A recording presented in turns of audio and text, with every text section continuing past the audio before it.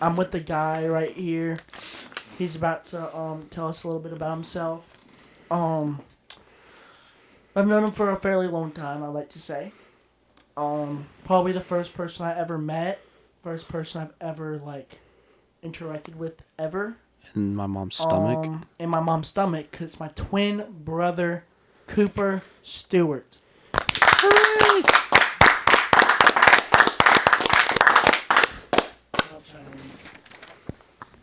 Happy to be here.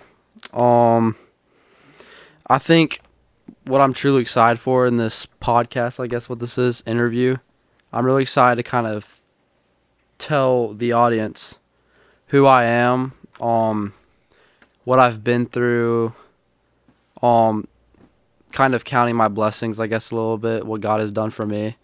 My walk with God, that's really important in my life. Obviously, my religion.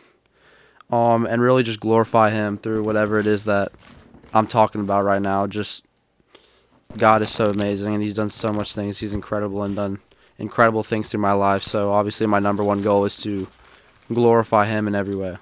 Yeah, absolutely, man. So, to dive in, what are some of your favorite things? What do you love in life? Ooh, what do I love in life? A lot, like a lot of things. I'd say my number one, besides God, is probably family. Living here in Louisiana, growing up where my whole entire family is with me 24/7, whether it's church, whether it's holidays, whether it's just on the weekend hanging out. I think, what are those? Anyway, I think just family being all around me. I've grown up in a place where my friends are my family. That sounds really lonely. Hold up. I think just family in general, just love them.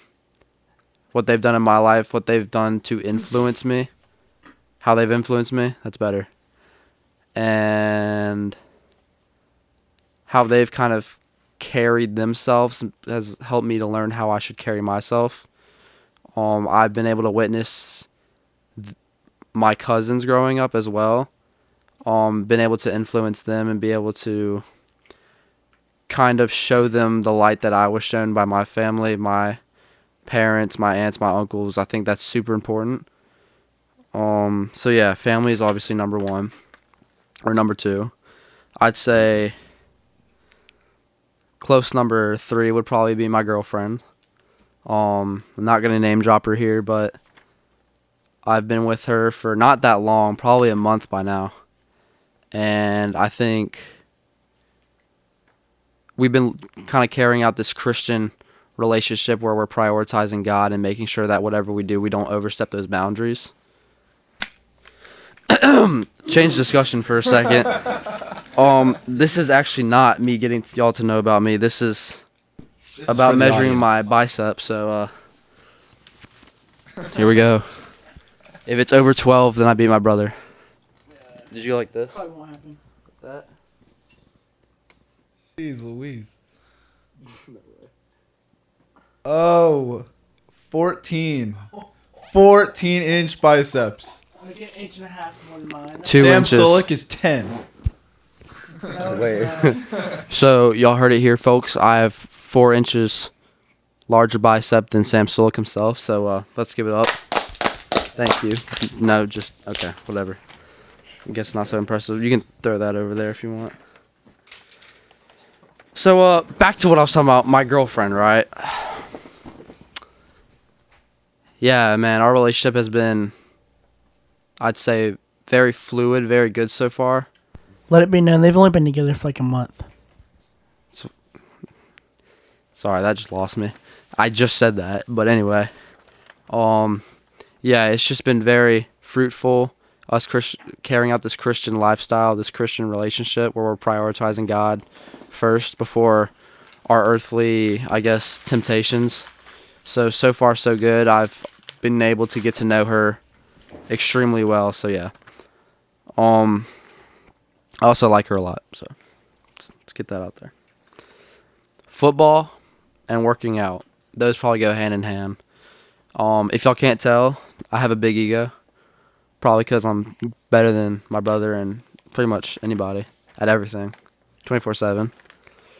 Um. My ICT score was 1 point higher than his. Anyways, ignore that. Back to what I was talking about, football and working out. Those have been able to kind of therapeutically, I guess, get me through hard times a lot of the time. Help me to be able to grow and learn more about myself when I'm alone and being able to kind of focus on myself and my body and my health. So yeah, I said that also goes hand in hand with like my religion as well. I guess when hard times happen and when it feels like all I want to do is run away from God and blame him for what I've done. Kind of focusing on myself and football, whether it's football, working out, my health, my body, I've been able to kind of reestablish where I'm at, my base, reestablish my circumstances, and be able to kind of step back for a second and say, what am I doing here, sitting here blaming God, running away from him? I'm able to kind of get a better understanding, a better perspective of what's going on in my life and how I can kind of relate that to whatever is the root to what's happening and not always be blaming God, because God isn't obviously the maker of all bad things. So yeah, I'd say family, girlfriend, working out, football. And my What are dog. some of your least favorite things? Least favorite things.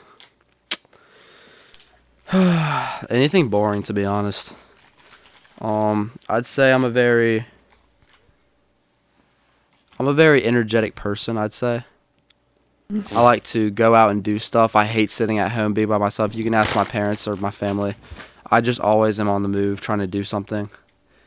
That goes to, if you want to add something to my favorite things, is having a car, because I'm able to go wherever I want, if it's okay with my parents, and be able to not just be sitting at home all day, sitting there, not doing anything. I guess it's also a curse, though, because that also means I hate doing schoolwork. I hate kind of being lazy in a sense. Not lazy, but just not, I don't know, not exercising. I guess exercise is just huge. Like school is productive, but not in my sort of productive. Like, school is school, you know? Hate school. Hate it so much. So yeah, that's terrible. Cohen said bugs. I hate bugs, but I don't know why he's yapping about bugs. I guess bugs are bad. They bug him. Bugs bug me. They bug him. I hate bad jokes. I hate when there's like a good vibe, a good energy happening, and we're having a great time, and then somebody just comes in and kills the mood with a terrible joke. So yeah, those are probably my pet peeves, you could say. This feels targeted. It is. All right. Tell us a big picture. Some of the big picture things that have happened in your life. Tell me some of the most pivotal moments that you've experienced. Give me like 2 or 3. Okay. Let's think. Or I'll think. I'd say growing up, I've always felt like I've been really blessed. Both of my parents were Christian. And things were just peaceful. I was able to have my family near me, my closest friends with me. It was always just kind of white and black, and I was always on the kind of good side of life in the beginning years of my life, all the way up until I was like 10. Things were just wonderful. And then I'd say once things started to get worse was when my parents were fighting. Sorry, that got deep really fast. My parents started fighting a little bit. I had a best friend, kind of leave my church, which was kind of huge for me because it was we have this church group, our friend group, The Chuzins. the Chuzins, and for someone to leave that was so close to me kind of hurt. She still is in Baton Rouge, but her not being at her church, I'm not able to see her really ever, and I just don't even keep up with her because I guess I kind of was angry, not just at her, because the reason they left was due to like church issues and stuff like that, I guess. And I guess once all those issues, parents, church, all those issues started happening, it kind of put me in a place where I felt like I had to grow up super fast and mature really fast. Where I felt like I had to kind of carry the burden on my shoulders and be able to fix things just like that before people around me experience the same thing that I'm experiencing. I think that's also kind of part of being a middle child, I guess, is just feeling like you're kind of that glue in the middle. You're having to kind of, I guess, pull everything in, make sure that everything is organized. Yeah. Just kind of put things together, I guess, fix things. So yeah, I guess those issues kind of helped me to learn to mature really quickly and grow up really fast. And I'd say all the way up until now, it's been a huge battle religiously for me. Being in elementary school was nice. That's until I was 10. Even when I was like 12 or 13, I was just chilling. Life was easy. Life was good. Life was bright. And then once I got into middle school and I changed schools to U High, I feel like it got really hard for me to be able to decipher from what was right and what was wrong. Y'all know what I mean? Like, just seeing people have such blessed lifestyles and them being so happy with themselves, and not understanding how someone can live such a sinful life and be so blessed at the same time as they were. That kind of led me to battle myself, and whether it was lust, whether it was jealousy, gluttony, all around just me being angry at something all the time, it wore myself out, and I felt like it also wore out my relationship with God. I kind of started running away from him and just becoming a lukewarm Christian. So that was really hard for me. Once I did become more of a lukewarm Christian, I felt like even things around me started to get a little harder. And I don't think it was something like God was punishing me. I feel like it was more of just like, it was more of a physical thing where I just couldn't go on in life without first analyzing and understanding what my priorities were. And sorry, I just stuttered. At that time, my priorities were not God. And so that was really hard. And then I guess I came back. That's a good story for another question. But I'd say, once again, family, friends, people around me, it took a long time and it took a lot of effort. But I feel like right now I'm at the point where I'm able to come back stronger, come back with a closer relationship with God, where I'm thankful and I feel blessed. And I feel like I have this understanding now that I've been through the storm. Not saying that I'm not going to be through it again, but that I feel like I have a total understanding of kind of uprooting what's weighing heavy on my heart and be able to just get it out and take it out before it really takes over and controls me. So yeah. Right. Yeah. And like having those priorities, like you're saying, and something to orient your life towards. Yeah. Powerful.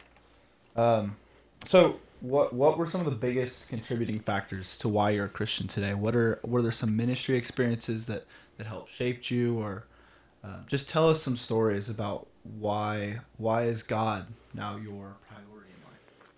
Okay. Yeah. That's a good question. I feel like I do have certain areas that were like the peaks, what are they called? Spiritual highs of my life that truly led me to a better, more established Christian lifestyle. Let's see here. Okay. So I think what really helped start the turnaround was one of our youth retreats we went on, which was called Quench. Sorry. Clean. That's awkward. Anyway, we moved past that. But basically Quench was this youth retreat where the whole point of it being called Quench, by the way, is I guess we were quenching for like this thirst of a relationship with God, or there's something that was just missing in our lives that we were kind of thirsting for, and so we were quenched by the youth ministry. There you go. Dang, that's deep.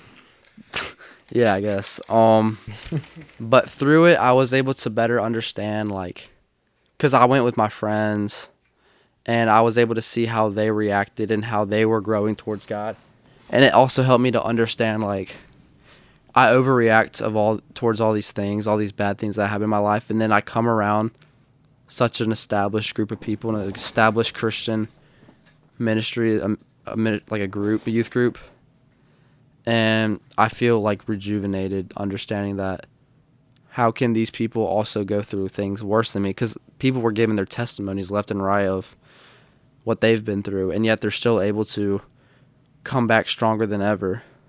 Um, that also goes into one person in my life that's really helped me to grow is one of my best friends. He's been through a lot, emotionally and just traveling, relationship wise with people. He's just been through a really hard time. And it feels like no matter what, every week I see him somehow giving his life to God, somehow glorifying his name, even though it feels like he was provided with like just the short end of the stick, you know what I mean? Yeah. So that I kind of dived into that, divulged into what pushed him, what made him so determined to be who he was, you know what I mean? And the answer I got kind of shook me. I remember having this conversation with him at Quench. He talked to me about his parents and how they stood strong through it all. He also told me about how he was in scripture and how these things, he's a pessimist just like I am. Yet it feels like every time he tries to ignore the call, he says there's this like physical essence that he feels, and he says that's the Holy Spirit. And for someone that's so close to me and someone that has such an influence on my life, all I could do is sit there and just be like, if this works for him, like, why can't I try it out? Like, obviously I'd been a Christian growing up my whole life, but I don't feel like I ever truly gave my life to God, you know what I mean? I just did it when it was practical for me. I also, that same retreat, cried like multiple times. Cried because it felt like I felt the Holy Spirit, and it was so great, so powerful in my heart and spiritually in my heart, that I just couldn't have a control on my emotions, and just I would be pouring out crying, glorifying God's name, which isn't something that I do. I'm one of those people that will sit back and be like, y'all are so cheesy for doing this. Why are y'all doing this? And then I'm sitting there crying.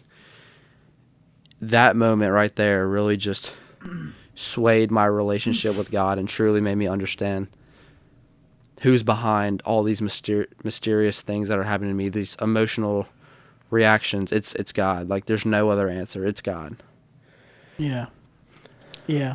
All right, let's zoom in on your life, all right? I want you to think of 2 or more really difficult things that you've gone through or experienced in your life that I've just that you can just think back on and remember and say, "Dang, that was really hard for me to go through." Okay. I'd say the first really hard thing that ever happened in my life was probably my parents' divorce. Seeing your parents like grow up with you, always being around together and always being in that lovely relationship to them, and that just changed into them fighting all the time. It's prevalent everywhere today in society. Like, I'm pretty sure it's like 50% of couples or spouses ending up divorcing. Like, and I'm not here to say I've been through a hard time, so you should listen to everything I'm saying, but I'm saying that, I mean, I haven't been given a fair share. I don't feel like it was fair for me to be able to experience that. I don't feel like I did anything wrong before that to deserve the circumstances that I was provided. But that's just not how life works, because even though there's a God, there's also a devil. There's a Satan. There's someone that's working through people and takes the hurt and the emotional anguish in their lives and kind of fruitfully, like, just, I don't even know, like, just empowers them to do these sinful things. Not a target against my parents at all, by the way. But basically, they were fighting, and that was really hard for me. There were things broken. There was doors slammed. I mean, it was just really hard. And then all of a sudden, we're at our grandma's house one day, me and my siblings, and our parents just take us outside, and they're like, we're not officially divorcing, but we're splitting up. Our mom is going to go live with somebody else for a little bit, and our dad's going to stay at the house. I'm sorry that this is the way it is, but it just is what it is. If there's anything that you want to say, then just say it now. And it's just like, how are you supposed to go your whole life with a loving family, and then all of a sudden they're saying, how do you feel about this? Like, there's no way to express it, so obviously I didn't really say much, except for kind of sit there, kind of taking in the information that I was just given. That was really, really hard. They did end up getting divorced, which was also hard. Moving from house to house, moving from house to apartment. I mean, it was just difficult for me to truly grasp what was going on and how both of my parents kind of spiraled a little bit. Their lifestyles changed as they were divorced. I mean, I'd say some for good, but mostly in the beginning it was just difficult. It was bad. The sinful life that my parents would sometimes go through, it was hard.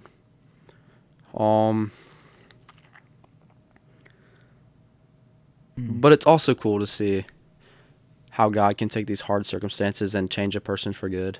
How he can take these hard circumstances and use them for good, use a person as a vessel, use a vessel for good. I'd say as life moved on, I was able to mature and be able to move on and lead, step up and be able to kind of help people, save people before they were already divulged into a sinful life. I felt like it was my priority that I was called into a life of not, I wouldn't say evangelism, but truly reminding people of the Spirit, blessing people every day, and just being a blessing. So, but my parents nowadays, like, good friends, they'll see each other all the time, and I mean, we can all hang out together and have a good time. Like, things are great right now. So I'd say a hard time such as that, like, it's not always going to be bad no matter what you think. Like, there's always going to be a light at the end of the tunnel. It's twin telepathy. Twin minds are a real thing. Yeah, I definitely remember that night we were at my grandma's house, and personally I have ADHD, and I remember we were all taking it kind of hard when they brought us outside, but I was distracted because my mom had brought me some Popeyes right before that, and while they were talking, I was just munching on some Popeyes. I kind of was zoned out the whole time, so I didn't remember them talking about divorce at all, but yeah. Mm-hmm. Dang. Yeah. Well, thanks for opening up about that. Yeah. What were a few really big victories that you've had in your life? Really big victories in my life. I'll go as far as recently, due to the fact that mostly things back then were kind of childish. But I'd say my baptism is probably my biggest victory to this day. Just because that's led me to be the person that I am today. It gave me the determination to change my ways, my wicked ways. Why do you think that is? What do you think about your baptism like gave you the determination? Okay. Let's go as far as back as saying the people there. My family showed up. My youth minister, my preacher, my best friends, the Chuzens were there. People all around that were childhood friends were there. I mean, it was just huge for me because I was able to look out and say, these are people who want to be involved in my life and want to see me succeed in my relationship with God. That's why they're here. And it put, I wouldn't say a burden, I'd say it put a chip on my shoulder to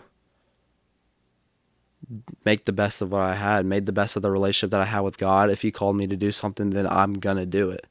I'm one of those people, like, go out there and go get it person. Like, if God calls me to do something, I'm doing it. So yeah, I'd say that's a huge victory in my life. I'd say another victory in my life would be, and I'm gonna say, getting a leadership staff.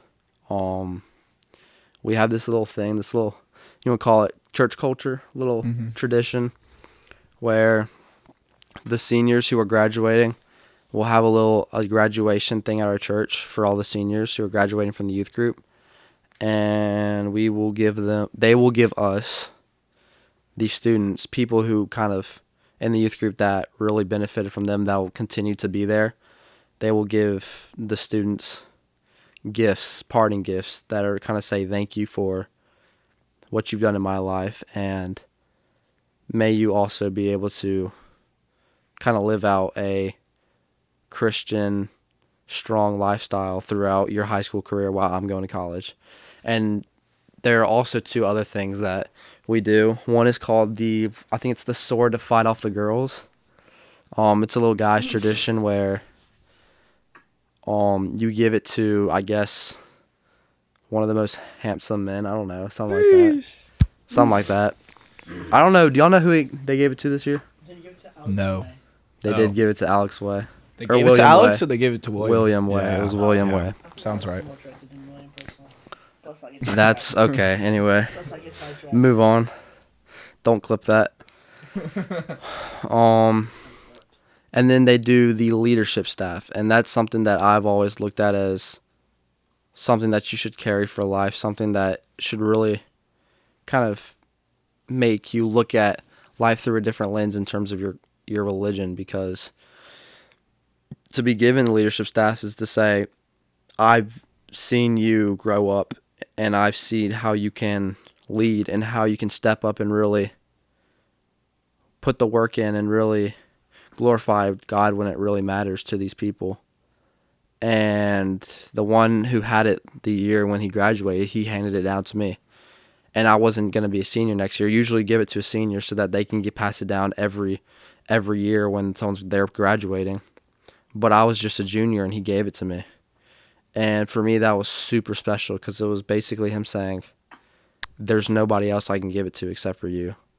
Or, if that makes sense, basically saying, like, there's a senior here, like, I could give it to him, but I see you as the leader of this youth group. And I'm not here to, like, if you can't tell, I have a big ego.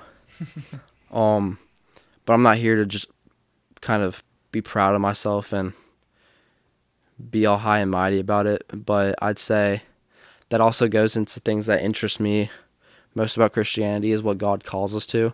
And I feel like getting that leadership staff is God calling me to be a leader and be able to not just lead, but show up when nobody else shows up. Be able to put in the work, put in the plans, prioritize other people's faiths, and always have a chip on my shoulder to also prioritize my faith, but be able to push others to grow as well.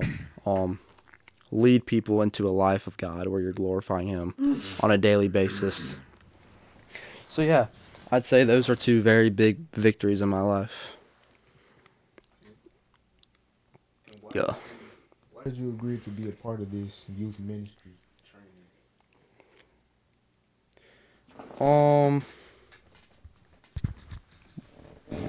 Okay. I'd say for me being a part of this youth ministry training, besides me kind of stepping in and being able to show that even like, because this is completely out of my comfort zone. I don't really know anything about going online. I'm not one of those people who wants to step up. Evangelism is something that I struggle with. Like one of the only things that I struggle with. And so for me to do this is for me to basically step out of my comfort zone and do something that I don't even feel like I'm good at. But doing it because I know that glorifying God and trying to change the lives of other people is more important than what I deem as comfortable. You know what I mean?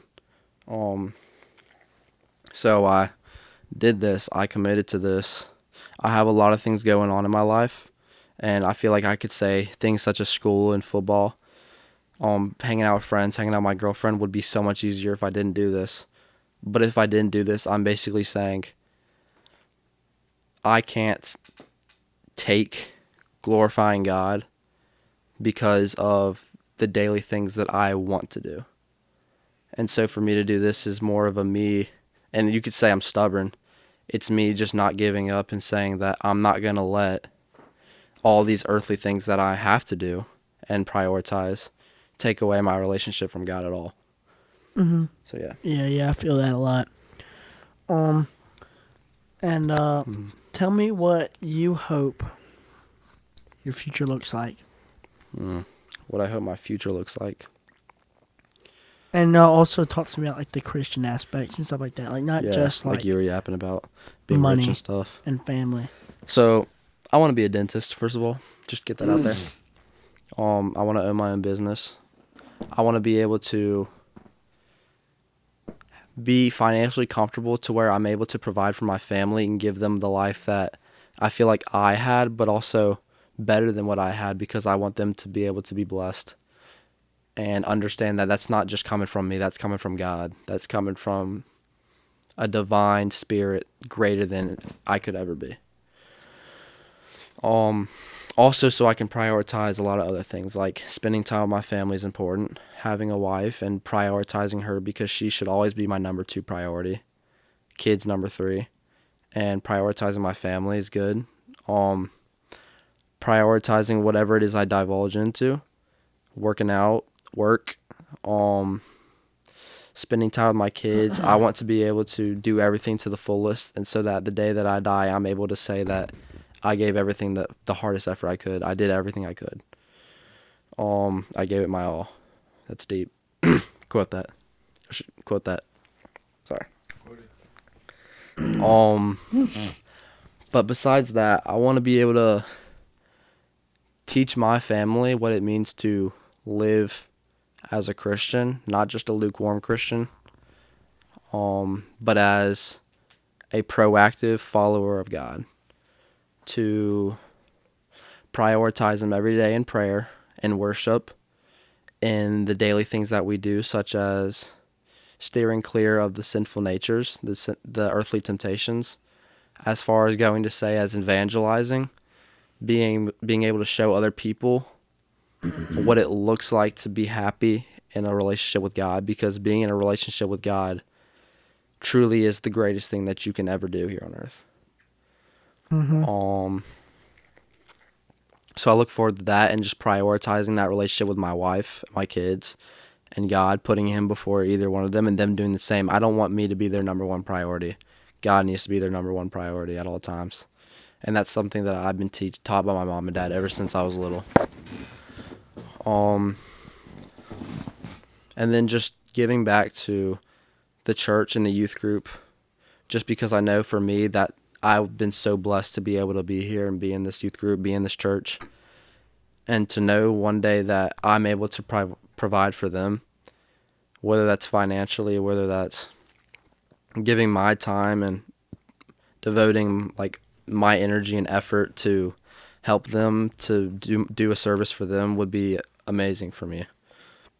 I feel like it'd be a great thing for me to do, just because I know there's so many teenagers out there that are struggling immensely.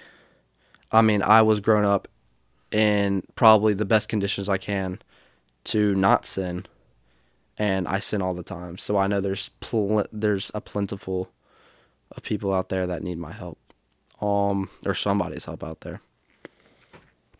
So yeah, those things. And then, I mean, there's nothing else to say. Just prioritizing God, prioritizing family, and never getting too comfortable where I feel like I've done enough, because nobody's ever done enough. Jesus sacrificed His life for our sins. God's blessed us in ways we can't even imagine. So for us to say we did enough to kind of thank him and kind of give back to him is absolutely not true at all. It's false. So yeah. Yeah, I feel that. Well, I want to thank you for your time, and just thank you. Yes, sir.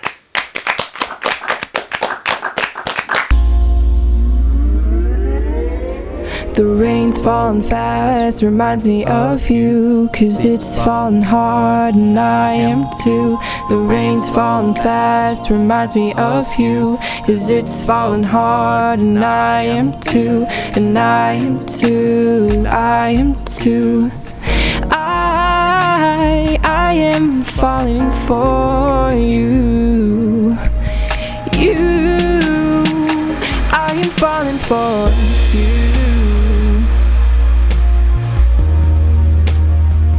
I am falling for you.